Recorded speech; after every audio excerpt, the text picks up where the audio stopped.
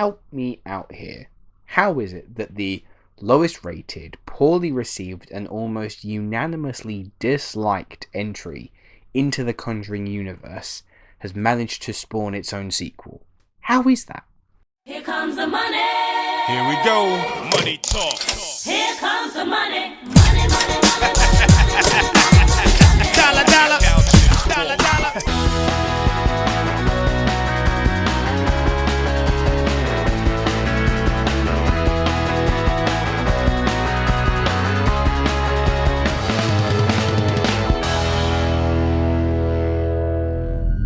Sophie, what happened? I think there's something here that's not meant to be.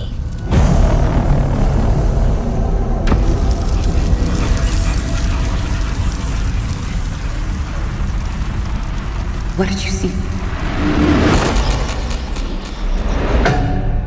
I saw a nun. How's it going, guys? Welcome back to my channel and time for another episode of Luke's Reviews. On today's video, another nightmare within the Conjuring universe beckons, but will this one be an improvement upon its predecessor? It's the Nun II. After defeating Valak a few years before, Sister Irene is called back to action to investigate a series of murders across Europe. She is joined by a fellow sister, one who is fairly reluctant to believe, as their discoveries lead them to a girls' school in France. There, they'll soon realise that Valak is back, and more dangerous than ever. To put it politely, the first Nun was horrendous. It's easily one of the worst studio horror films to have come out in the past decade, so the concept of a sequel did very little to raise my interest. That being said, Michael Chaves was brought on board to direct, whose previous works include The Curse of La Llorona and The Conjuring, The Devil Made Me Do It. These are two films that, whilst they are by no means groundbreaking works of horror, they're pretty solid. They have a few effective scares in them, and compared to some of the trash that studios pump out nowadays, these were just fine. And just fine is alright, I guess. And also, the Nun II brings on board screenwriter Akela Cooper, who recently has had some pretty big hits in her repertoire. She wrote the script for Malignant and Threegan, or Megan, however you want to call it. These are two relatively recent horror films that went a little against the norm, daring to deliver an equal amount of scares and entertainment.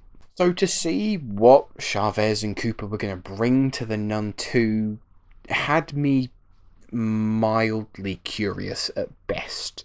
And fortunately, the results were better than the first film, if only marginally. I'm sorry to say to those who were hopeful for this film, but it is an improvement upon the first, but only very slightly. This is still a sloppy, messy studio horror film.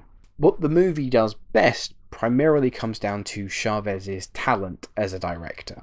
He has a clear and apparent skill for being able to build tension. But what spoils this tension is to have any suspense totally collapse in on itself when we're suddenly jolted unexpectedly by a loud noise. Sometimes a freaky image may flash onto screen, but more often than not, it's a loud noise followed by no real scare that follows, and you can't help but feel deflated for all that tension that has been wasted. Cooper's screenplay does pose some appealing ideas. You've got two stories running in tandem. One is this mystery across Europe that our two sisters are going on, and the other one is a bit more of a traditional spookiness haunted school. They're both fine. They both run along quite well, but it's not until that both storylines converge that is when the Nun II backs itself into a corner that it can't escape from and ends up careening itself off of a cliff. Exposition is another major offender in this movie, because it's not just spoon-fed to us. The movie might as well hit pause as we are just lectured on everything we need to know, and then boom, we're back in the action, and then 10 minutes pass and we hit pause again for another exposition dump. It's handled terribly. Character arcs are tossed aside. If they hadn't been resolved by a certain point, then they're never gonna be. That's the attitude that this movie takes, which is a ridiculous thing to do. And after trotting along at quite a reasonable pace, the Nun II dials it up to an overwhelming and quite frankly unnecessary level. None of the performances stand out. Taissa Farmiga is a talented actress, but this isn't exactly one of her finest performances. As for Storm Reid and Anna Popplewell, they're introduced to the film having somewhat promising character arcs, but don't worry, because those arcs are soon dismissed. It all ends far too abruptly as well.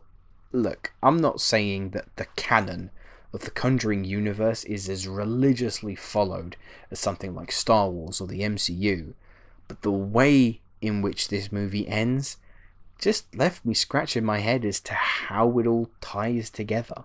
The Nun II is an improvement over its predecessor, but only by small margins. Chaves does what he can with this material and concept, but he can't avoid the pitfalls that this entire series now so willingly embraces. The scares don't land, the performances fall flat, and I'm just not sure if this series is really working for me anymore. I think some fresh blood is desperately needed. I'm going to give The Nun II a 4 out of 10. Anyway guys, those are my thoughts on The Nun II. Let me know, have you had a chance to see the film yet? What did you think? Leave your thoughts in the comments below. And my question to you, I would like to know, of the Conjuring spin-offs that we've had, which one is your favourite? But that is all the time we have for today, so thank you very much for watching. Make sure to like and subscribe, and I will see you in the next video. Hello, thank you so much for watching. I hope you enjoyed the video. If you have, make sure to click that like button, and if you aren't already, click that subscribe button too.